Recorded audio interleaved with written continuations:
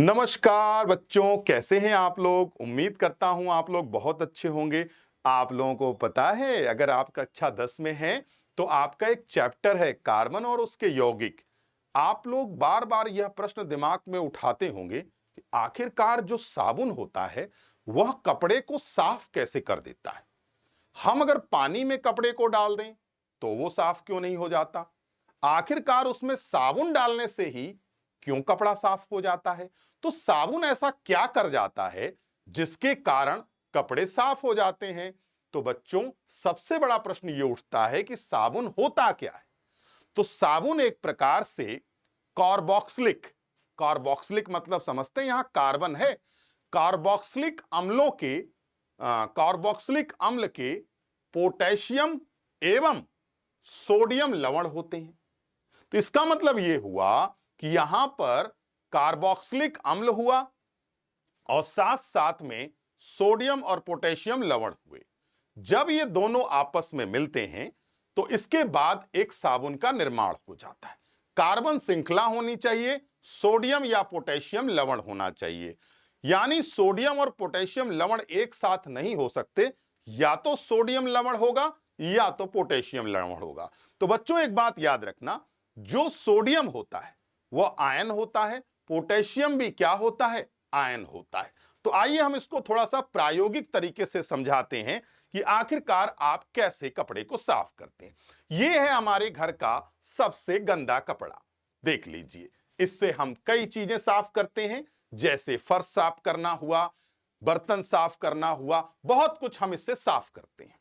अब बात यह आती है कि जितनी भी मैल होती है वह तैलीय होती है, यानी उसमें तेल होता है। जितने भी प्रकार की मैल होती है उसमें तेल होता है। अब देखिएगा जरा ध्यान से। अब हमने एक पानी लिया और पानी एक ग्लास में लिया और हमने उसमें ये थोड़ा सा साबुन है, इसको हम मिला देते हैं। तो जरा देखिएगा, साबुन अब घुलना चालू हो गया है।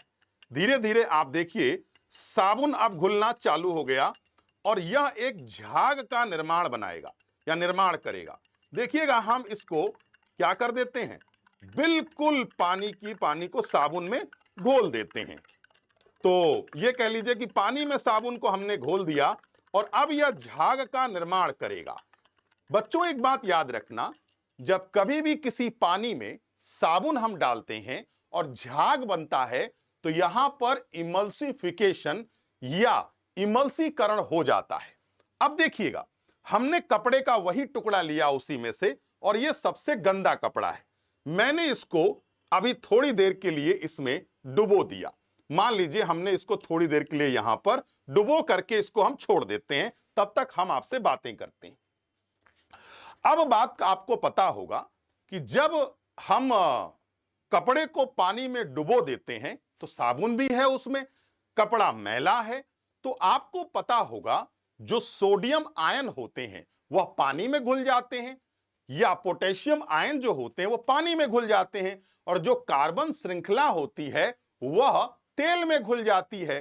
तो इसका मतलब यह हुआ कि तेल पानी में तो नहीं घुलता, लेकिन कार्बन श्रृंखला किस में घुल जाती है, तेल में घुल जाती है। और जो सोडियम साबुन का होता है आयन, वह जल में घुल जाता है। और इस प्रकार से आपने देखा एक मिसेल का निर्माण हो जाता है।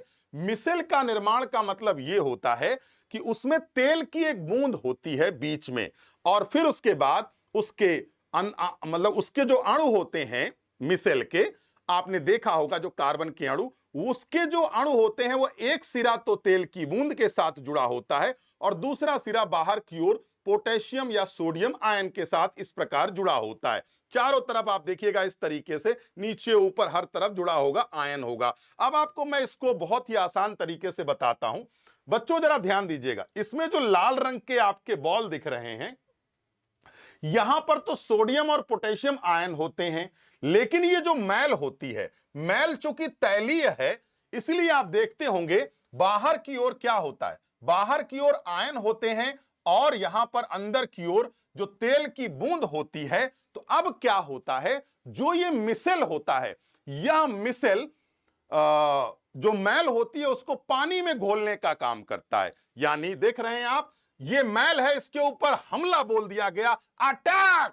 तो आप तुरंत इस पर अटैक हुआ और उस मैल को धो करके पानी में मिला दिया गया और इस पानी को हम डाल देते हैं कहां पर, नाली में डाल देते हैं, बाथरूम में फेंक देते हैं। तो इसका मतलब यह हुआ, और कहते क्या है हम, गंदा पानी।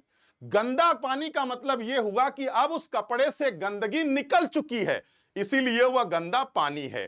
तो बच्चों याद रखना, एक प्रकार से जो साबुन होता है उसकी प्रकृति क्षारीय होती है, और साथ साथ आपको पता होना चाहिए कि जो कपड़ा होता है उसमें जो मैल होती है वह तैलीय होती है। तेल कभी भी पानी में घुलता नहीं है।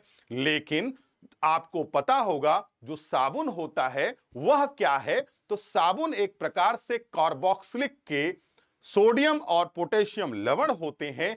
जो आयन होता है पोटेशियम या सोडियम, वह पानी में घुल जाता है, जबकि जो कार्बन श्रृंखला होती है वह तेल में घुल जाती है, और फिर उसके बाद एक मिसेल नामक संरचना का निर्माण होता है जो आपके सामने है। मिसेल नाम की संरचना यानी एक प्रकार से तीलियों भरी संरचना आपको दिख रही होगी। बीच में जहां मैल होती है उधर की ओर तेल की बूंद चली जाती है और बाहर की ओर पोटेशियम व सोडियम लवण हो जाते हैं। इस प्रकार से जब ऐसी संरचना का निर्माण हो जाता है तो ये इमल्सीकरण हो जाता है, और इमल्सीकरण का मतलब होता है झाग का निर्माण हो जाना। तो बच्चों अब आइए, जब झाग का निर्माण हो जाएगा तो उसी झाग में ही मैल निकल बाहर आ जाएगी और कपड़ा साफ हो जाएगा। मैं उम्मीद करता हूं आप देखिए समझ जाएंगे। देखो बच्चों, गंदगी निकल रही है इसमें से, काली काली काली काली। अब देखिए मेरी बात को ध्यान से समझिए। देखिए इस कपड़े को आप देखिएगा, आपको शायद ना स्पष्ट दे, लेकिन अब ये कपड़ा इतना ज्यादा गंदा है कि इतनी देर साबुन में डुबोने के बाद भी यह कुछ साफ तो हुआ लेकिन पूरा साफ नहीं हुआ।